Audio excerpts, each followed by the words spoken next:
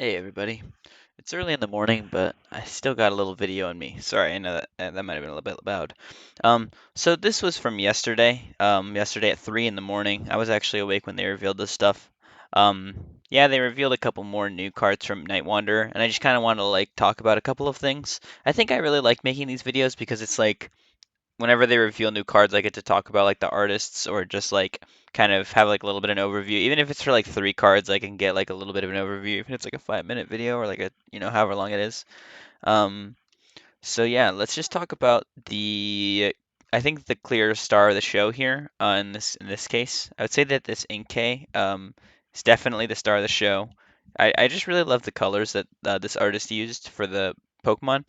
Like I love how it's like a light blue. And then, obviously it's Inkay colored, right? But it's also like glowing yellow, so it has like a yellow line all around it. And then you have like these really, really beautiful like flowers and leaves all on the borders of the Pokemon. But the background is like this like spotted and dotted black and dark blue background, which I think looks really cool.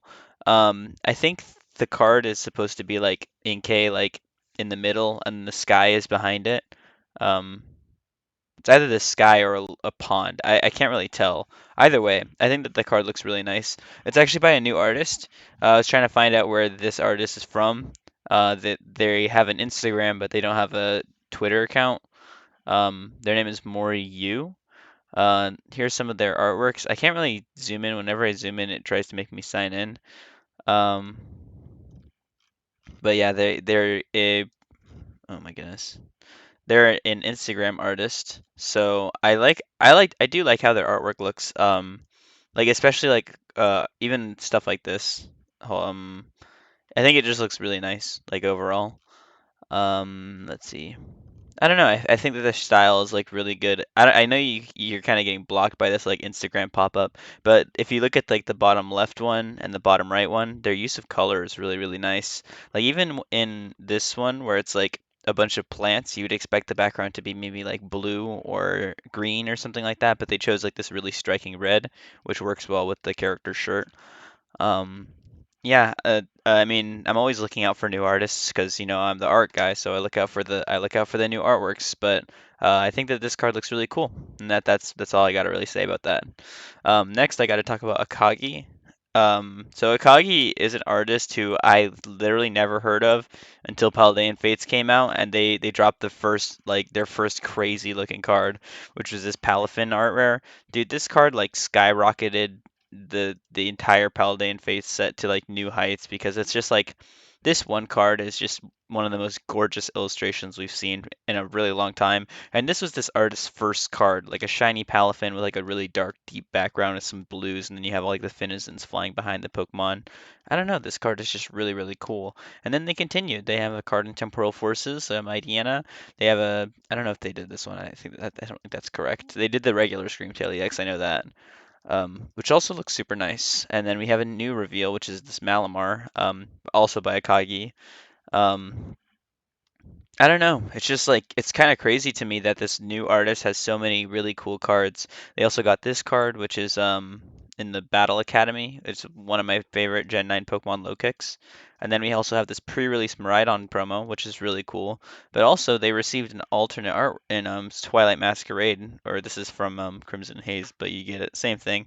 Um, the Greninja alt art. So it's kind of crazy that this artist who I've literally never ever heard about before, Scarlet and Violet era. This is like very recent too, because Paldean Fates came out like when did it come out? January, so only a couple months ago, at the start of the year.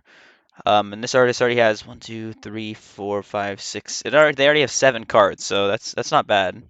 Um, honestly, and they already have an art rare, a pre-release promo, and an alternate art. So that's and an EX too. That's pretty crazy for a brand new artist. I would keep my eye on Akagi. I kind of like their style, especially in the Greninja alt art. They kind of like went off in that card. I do like the Miraidon pre-release promo too that they did.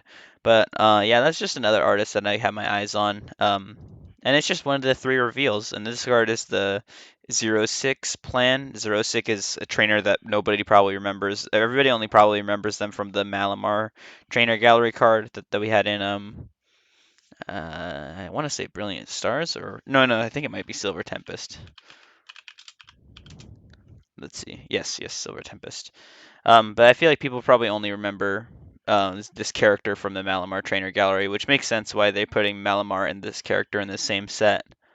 It would only make sense to include both of them if they're going off of that like logic of kind of relating it back to that. But the artist who did the card is Ghost-san, who's an artist who I've previously mentioned, I believe. They got their start in Brilliant Stars, and hey, they've been a mainstay for a while. They got 50 cards already, and they only started like a couple, like relatively speaking, a couple of sets ago. Um, they already have a bunch of baby shinies behind their belt, a bunch of full arts. They have some promos. They have a trainer gallery card. They got an alternate art-esque card in the Mewtwo V-Star from Crown Zenith. They just have a lot of cards, and I think that they're a really fantastic artist.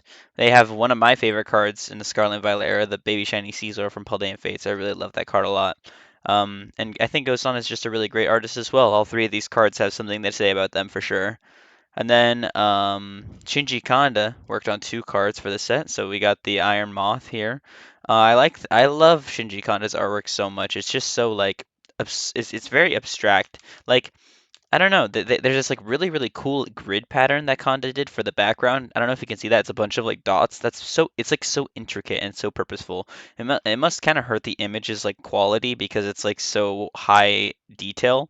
But you also have like just the Pokemon looks really fantastic. Even like the neon kind of looks like how you would expect the neon on the Iron Moth to look because that's all how all of the future Paradox Pokemon look. But the Pokemon itself has the Shinji Kanda style. Like you can tell that it's a Shinji Kanda artwork. And the Slitherwing is just as cool. You have the Pokemon standing in the middle of the like jungle, but you also have like these trees with like this weird red shading on them. You have these purple flowers and then like these spikes. And then the clouds and the sky in the back is green and the clouds are purple. It's like these colors are so cool. Shinji Kanda is just such a talented artist, and I mean they've really proved themselves since they started in Brilliant Stars as well. They only have 22 cards, but those 22 cards are some of the coolest cards that we've gotten so far. I mean, hey, everybody loves the Giratina alternate art from Lost Origin, and this is like such a cool art style. It's such a unique, beautiful art style that like honestly I can see why. And I think Shinji Kanda is like gonna be a mainstay for a while. They have cards like the Magikarp from Paldea Evolved. And Shinji Kanda is like one of the only artists that kind of makes me reminded of Tomokazu Kamiya.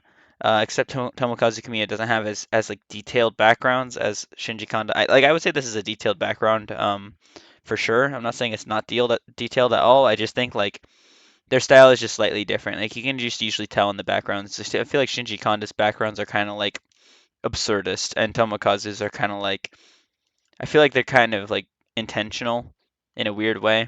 Like this one kind of looks like a Shinji Kanda card, but I think it just comes down to like the way that they shade and the way they color. Like I think Tomokazu's card kind of more look like a watercolor painting almost, and then Kanda's cards are like these crazy like ridiculous artworks. And yeah, that's all I wanted to talk about for this video. So kind of a shorter one, but hope you guys have a good rest of your day, and I'll catch you in the next one.